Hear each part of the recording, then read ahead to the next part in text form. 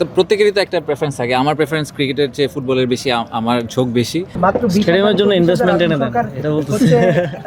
তো বাংলাদেশি ফুটবলটা কখনোই এই জায়গায় ছিল না, এখন যে জায়গায় চলে আসছে, এখন অলমোস্ট কম্পিটিং। হামজা বাংলাদেশে আসার পরে লেস্টার সিটির ফলোয়ার বেড়ে গেছে বাংলাদেশের ফ্যানদের জন্য। প্রেসিডেন্ট তাবিদকে আমি আসলেই ধন্যবাদ জানাতে চাই। আমি নিজে একজন ফুটবল ফ্যান।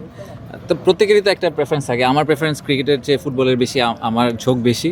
তো বাংলাদেশি ফুটবলটা কখনোই এই জায়গায় ছিল না, এখন যে জায়গায় চলে আসছে, এখন অলমোস্ট কম্পিটিং।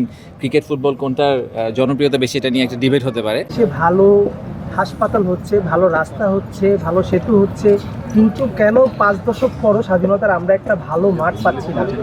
মাত্র স্টেডিয়ামের জন্য ইনভেস্টমেন্ট এনে দেন, এটা বলতেছি। স্টেডিয়াম বাইরে মানুষ বসে থাকে, খেলা দেখতে পারে না। আমরা কেন একটা 50,000 আসন সঙ্গে একটা ভালো স্টেডিয়াম এতদিনও বানাতে পারলাম না? এইটার উত্তর প্ল্যানার, আপনি একটা প্ল্যানিং কেন দেন না? না, এইটার উত্তর তো আপনারাও দিতে পারবেন যে আপনারাও যেরকম আমাদের মতোই দেশে ছিলেন এতদিন, কিন্তু দেশে এই কাজটা হয়নি। আমরা অলরেডি আসিফ ভাইয়ের সাথে আমরা দুজন একসাথে কাজ করছি। ইভেন যদি পিপিপি মডেলেও সম্ভব হয় যে একটা ভালো স্পোর্টস কমপ্লেক্স তৈরি করে দেওয়ার জন্য, ইটস নট অনলি স্টেডিয়াম, কারণ স্টেডিয়াম তো একটা জাস্ট খেলার মাঠ, বা তার পাশে কিন্তু আরও পুরো একটা ইকোসিস্টেম থাকে। তো এই কারণে ওনারা পূর্বাঞ্চলে জায়গা চেয়েছেন। আমরা চেষ্টা করব যে এটার একটা ইনভেস্টমেন্ট কেস, একটা বিজনেস কেস তৈরি করে, যাতে এটাকে নার্চার করে আমরা আসলেই এটাকে ডেলিভার করতে পারি। কারণ এরকম প্রচুর পরিকল্পনা হয় বাংলাদেশে, তারপরে আর বাস্তবায়ন হয় না। তো এবার আমাদেরকে চেষ্টা করতে হবে যাতে ঠিকভাবে বাস্তবায়িত হয়।